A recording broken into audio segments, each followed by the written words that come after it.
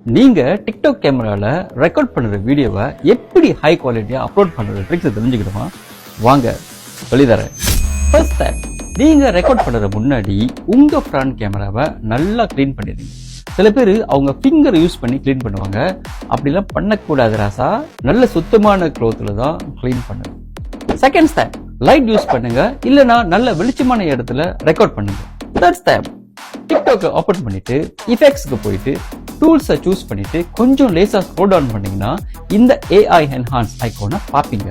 அதை கிளிக் பண்ணீங்கன்னா high picture quality applied ஸ்கிரீன்ல பாப்பீங்க. இப்போ உங்க வீடியோவை ஸ்டார்ட் ரெக்கார்ட் பண்ணுங்க.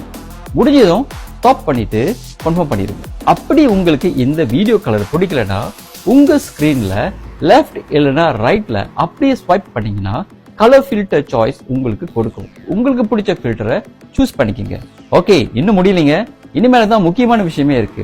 ஸ்டெப் 4, நெக்ஸ்ட் தட்டிட்டு போஸ்ட் பண்ணாத முன்னாடி மோ ஆப்ஷன்ல கிளிக் பண்ணுங்க. கொஞ்சம் ஸ்க்ரோல் டவுன் பண்ணீங்கன்னா அலோவ் ஹை குவாலிட்டி அப்லோட்ஸ் பட்டனை கண்டிப்பா ஆன் பண்ணுங்க. அப்புறம் இன்னொரு முக்கியமான விஷயம், உங்க போன் வைஃபை கனெக்ஷன்ல இருந்து அப்லோட் பண்ணீங்கன்னா நல்லது. அப்போதான் ஹை குவாலிட்டி வீடியோஸ் அப்லோட் ஸ்மூத்தாவும் ஃபாஸ்டாவும் இருக்கும். அவ்வளவுதாங்க. உங்க வீடியோ ஹை குவாலிட்டியா இருந்தா டிக்டாக் அல்காரிதம் உங்க வீடியோவை நிறைய பேருக்கு ரீச் ஆகிறதுக்கு ஹெல்ப் பண்ணும். இது ஒரு வழி.